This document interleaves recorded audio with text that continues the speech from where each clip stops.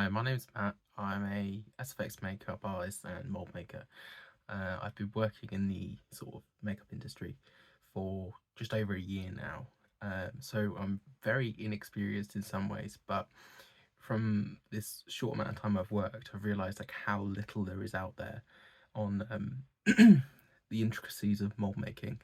So I've made this video and about matrix molding, which is a very vital skill, but there's very little online for it. So I thought I'd make this video just to take people through the basics of it.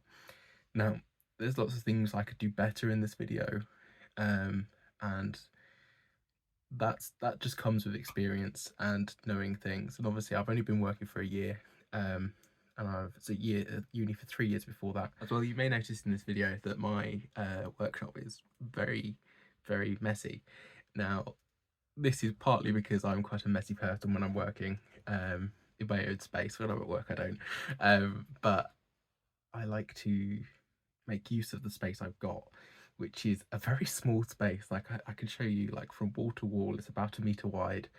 I've got a very small workbench, and I've got a lot of materials in here and a lot of equipment, so it's very difficult to keep everything in place. But I hope you guys like it, and I hope you guys can learn something from this.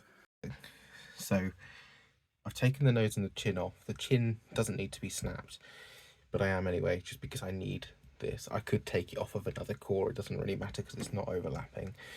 But so what I'm going to do is, where I've taken the nose off, but this is still on here, I'm going to smooth this down just so it gives it a nice smooth edge into there, into both sides of the nose. This side is probably almost there anyway.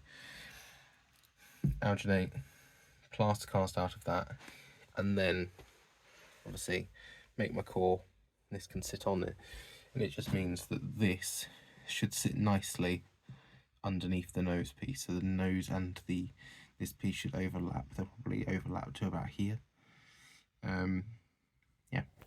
So this is a sculpture before I broke it up, and basically when we say snap molding, we are wanting the plaster version of the nose before like the clay was added, but we want the surrounding prosthetics on there as well, which means we can sort of allow ourselves to have the prosthetics overlap and overlap in a way that's controlled and the way that would look nice when it's applied.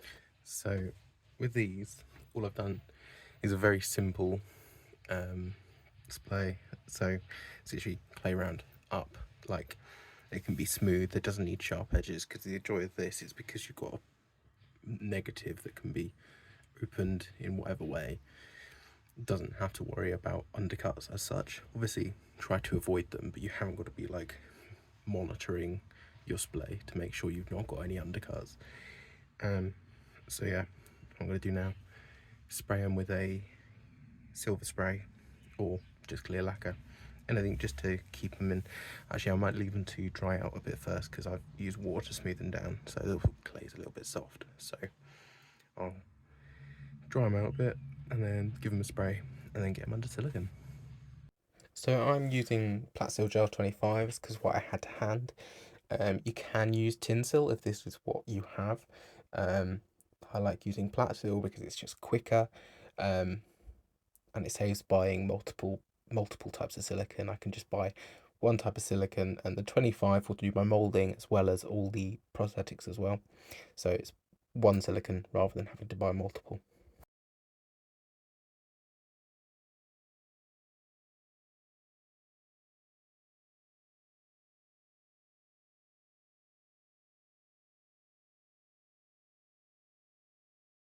So I've got my waste moulds done. So I did the method with the burlap. Never done it before, so I asked Poppy and she gave me some great advice. It works really well actually. You can actually see the burlap, but because I've got the beauty layer, it doesn't matter. But yeah, really nice, really easy. So I'm gonna slap a gel coat in this. Wait till it's gone tacky, as normal. Toying up with to do a bit of carboxylin gel, not gel, laminating resin just before I go on with the lamb, just because some of these areas in like the keys can be a right pain in the arse to get to. but yeah, I'm going to do that now. So this gel coat, we're catalysing about 3%, just so we're not going too high with the catalyst. So next we're going to apply Capacil into the mould, which is mixed with a laminating resin, and also and then we go over with the chop strands, which we then wet out with the laminating resin before doing 2 layers of 450 GSM matting, followed by a finishing layer of tissue, just to smooth it all out. So these are glassed out now. The edges look really rough. I like to go over the edges, just because then I've got a line I can follow with my vibrosaw then, so you can sort of get a levelish core. This resin, I've never used it before. It was cheap stuff off of eBay. It's not that great. It's got a weird blue tint to it. I'm hoping that'll sort of go. I also bought some new tissue, and it's that horrible tissue where it only likes to lay in one direction and you can't contour it the other way. So there's lots of little ridges and stuff, but I'm going to call it a day. So what I've done here, so the core is out of the mould, all trimmed up, just a little bit of a sand. So I did 2 layers of 450 GSM matting, then a tissue layer, got the sculpture onto it, did a bit of tidying up. There's no point in putting all the texture on now, because we're going to have to cover it and then we can do the texturing later. So basically what you do is you got to think where you want your dividing line. So I'm going to go with the middle, just because it's easiest for this shape. And then you want to steer clear of the middle, because if you put your bolt holes too close to your middle, you've got a big piece of fiberglass that's going to stop you from bolting really easily. So you want it just far enough away, but you don't want these two either side to be too far apart, because otherwise you don't get enough pressure here. So then I've just marked on in a few spots around, and all I'm going to do is I've got a 1mm drill bit, and I'm just putting in little holes there. And what that means we can do, once we've clayed up, or we should put a layer of clay on, you can push a pin through one of the holes, and that knows where you need to take the clay out to make your touchdown. That also means when you do fiberglass it, because we'll make the bolt holes flush so it's easier to bolt, if you put a torch on the underside, you'll be able to see the light shining through your fiberglass. It means you know where to drill. So this is my favourite drill bit. It's going to focus, and it's a tip Darren taught me, Darren Robinson. It's a bit of piano wire. It's about 1mm in diameter, and then on a sanding disc, literally just taking that edge off on the other side, so you're making like a chisel. And what it means is you can drill with this, but it can bend and it doesn't snap, which is really handy.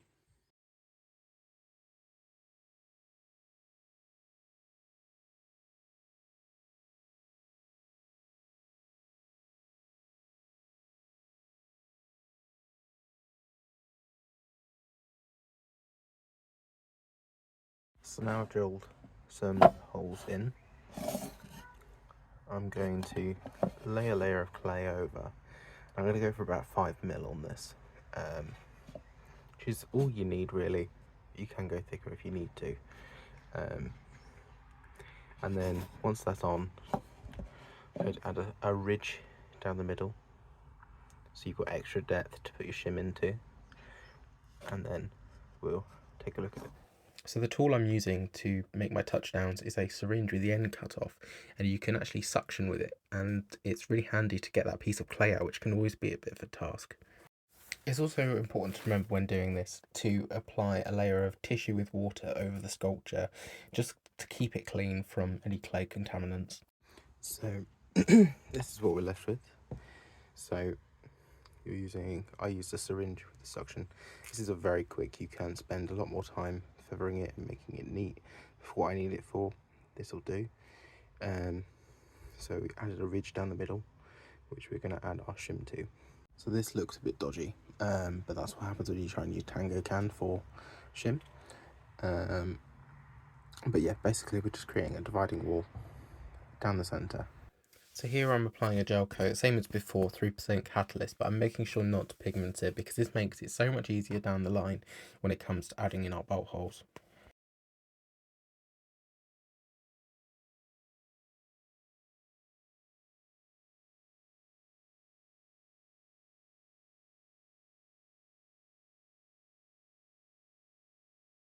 So I've just applied a quick gel coat to these. Used the little brush to go into the little bolt holes. We're going to go in with a layer of prosthetic mixed with laminating resin first after this, just to fill out the bolt holes. We want to make them as level as possible, and then just to coat these areas as well, because these are going to be really hard to lam otherwise. So with this laminating resin, we're doing about 0.5 to 1% of catalyst, which should give you ample working time. I actually used 1% for this because it was rather cold, but my resin went off before I could finish it, so I had to mix up a second batch, but that wasn't an issue because I was only using small batches anyway.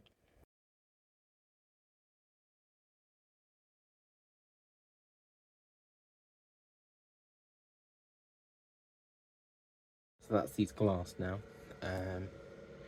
So I actually need to wait for them to dry, well, set, trim them up in the morning. So what I'm going to do is trim them along the base, then drill holes around this area, bolt through, trim around, and then we can start working on getting bolts through our bolt holes. So these are the moulds all trimmed up now. So I used the torch just through the holes that we drilled before, and then drilled from the outside to try and get as close to the centre of the touchdowns as we can. It's difficult and sometimes the light doesn't shine through, so what I found is if you just drill at what you imagine the angle would be through the pilot on this side, you can get just as good effect. So what I've done now is just trimmed it up. I think I said that in the previous one, but we've cleaned it out, dried it out. I left it in the sun a bit to just get rid of some of the fumes, and I've just added in some bleeders around some of the high points and the areas where we think that like air bubbles might get trapped. Same on this one. I'm going to add a few more to here, but I need to decide now where I'm going to pour the silicone in from. So chances are I'm going to pour it in from somewhere, a large area like this, on the side. Now there's two ways of doing this. When you pour it, you can either inject it with silicone, but you need to not do too much pressure, otherwise you can cause issues, or you can gravity fill it with something like this. So we glued on this section here with just some hot glue. It doesn't have to be neat because we're going to snap it off later, but I poured in enough so that it came out all our little bleeders, and then we allowed it to set. Now the stuff in the tube may go off and you think, oh, that's set, but I, just for the sake of safety, I like to leave it a little bit longer, because sometimes, like here where it's thin, it's almost still a bit tacky, and I worry that being inside that it might not work correctly, so, or might not cure properly. So I like to give it like a little bit longer. It's actually slightly cold today, so I've actually put these on a radiator for a bit, but I think I'm going to open it now. So what I'm doing now, so I've just sort of pulled it, so the glue should release, and I'm just looking in here, and I'm going to grab my Stanley knife, or a scalpel's better, but my scalpel's blunt, and we're just going to look in here and just try to cut the little flowers off flush. So we're left with that, which means we got like nothing raised above the surface. Another trick as well, like this one, it's being more stubborn, is hot glue doesn't like solvents. So this is a spray bottle of IPA. I'm just soaking the area. And what I'll do is it should help to just release it, which it doesn't, which it should. Yeah, there we go. So now it's sort of peeling itself up now because the solvent's got underneath. So the real moment of truth comes when we're come to open this. So hopefully it should be cured. It feels like it's cured. So we're just gently working around just to release the suction. You can just wallop it open, but I like to be a little bit more careful just in case something hasn't quite set. You've always got the option, if you could spot it early enough, just to close the mould back up and give it a little bit longer. But at the moment we're looking good. So I'm just pulling away.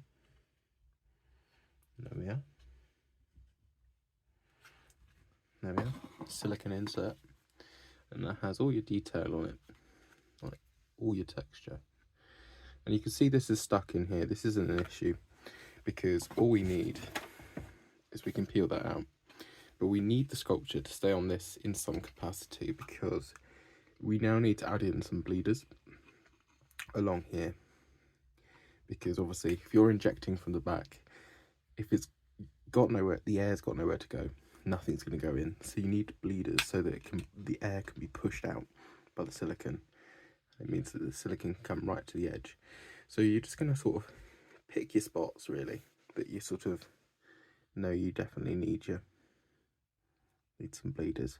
So I'm going to grab my small bit that I used before. So I'm just going to use this drill bit. You can go smaller, and I know people who do go smaller. I like a bigger bleeder because you can just trim it off the back of the prosthetic. But I'm happy with how this has come out. I was really worried actually that this fiberglass wasn't going to allow it to cure properly because I've never used this brand of fiberglass before. Well, not the glass, but the resin. So just you're going to drill into the piece in about there, about here, probably about there. Yeah, might go one into that corner there just to stop any air bubbles getting trapped. On the edge here, I'll put one here, even though there's no clay here. I'll know to go along this line. One there, one there, one there, one there, and another one here. And the thing is with bleeders is you can do little for your first time, but if you don't have much silicone like I don't, then it's better to have more bleeders. You can just trim them off, because otherwise if something, an air bubble does get trapped, like you don't put this one in here and this area is taken out, this prosthetic isn't any good, but we've just wasted silicone. So I like to put extra bleeders in, even though it can be detrimental to the back of the prosthetic, but they can easily be trimmed off, and it's just better to be safe than sorry. And in terms of the pour tube, I'm going to have my pour tube probably about here, because I noticed on this sculpture, if I can get this out, it's not coming out in one piece, but you can see how thick that clay is. So you want your pour hole in the thickest area of the sculpture, or a thicker area of the sculpture. You could probably go fine with here because this is quite thick, but I worry that it may not travel correctly. So I'm thinking if I put it in here, this also then provides a support for our syringe, because it stops it going in the wrong place, and it should be good.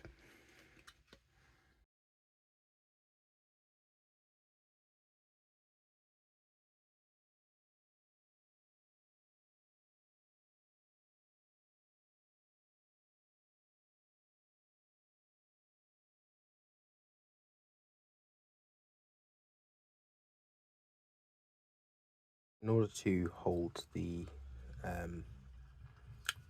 syringe in place, you need to form this. So this piece, I've run this once now, which is why the silicone on it needs to clean off.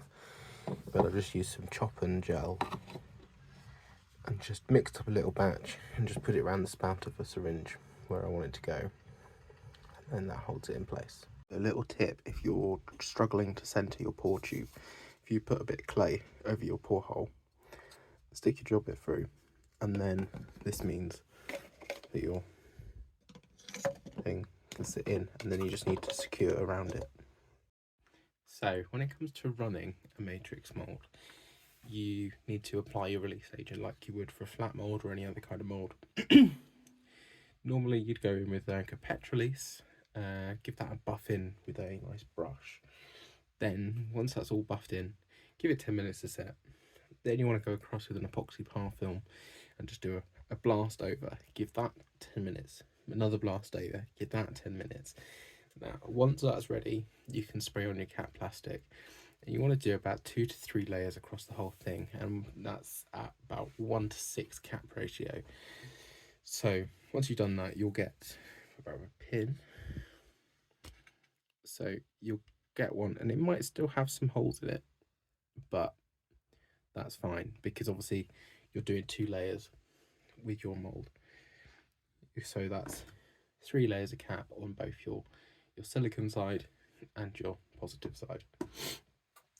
So once your cap's on, you need to leave it for at least 2 hours, ideally more.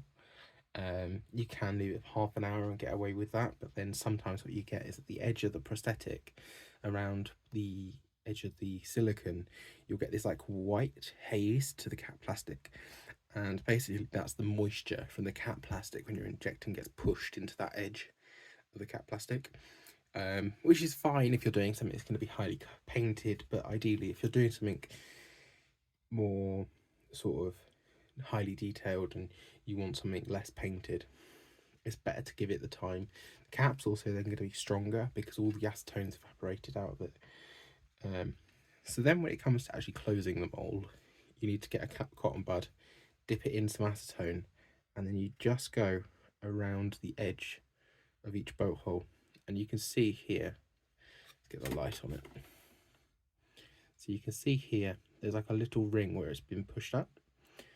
And then that's, so basically what that's going to stop is when you close your mould and you're whizzing your bolts through with your drill, is it's just stopping the cap plastic gripping into the bolt or snagging at any point when you're demoulding or anything.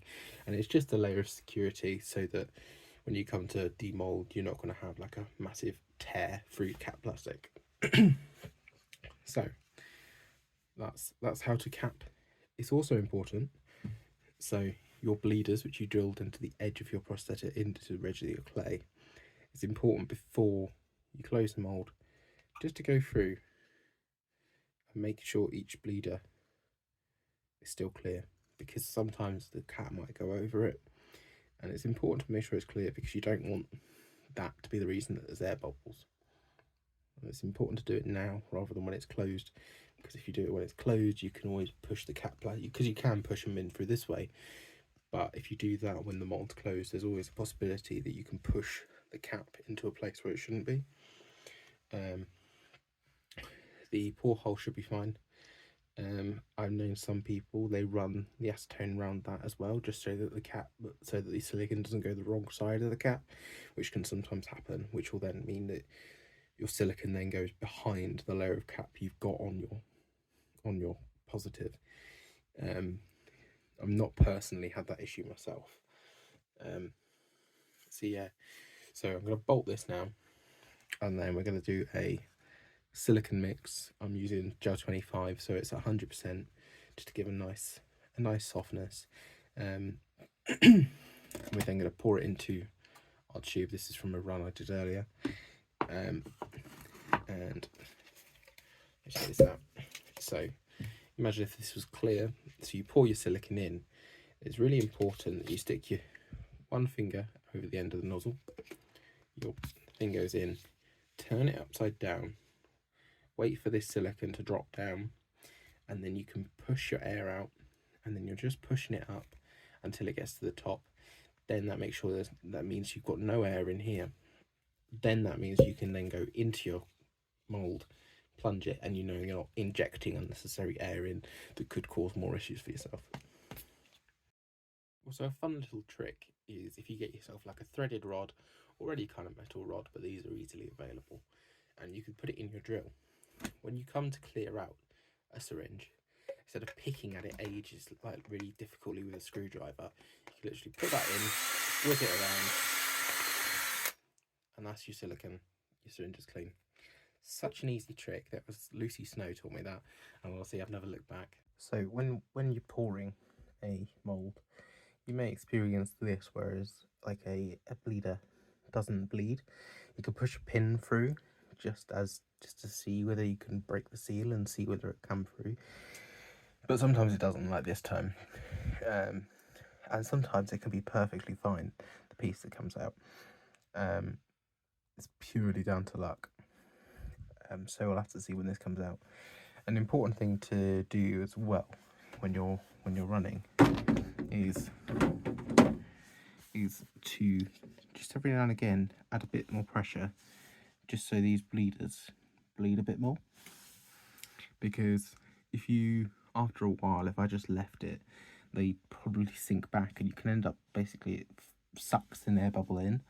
So you just want to make sure that it's topped up every now and again, just to make sure that you're not getting that sort of air bubble sucked in.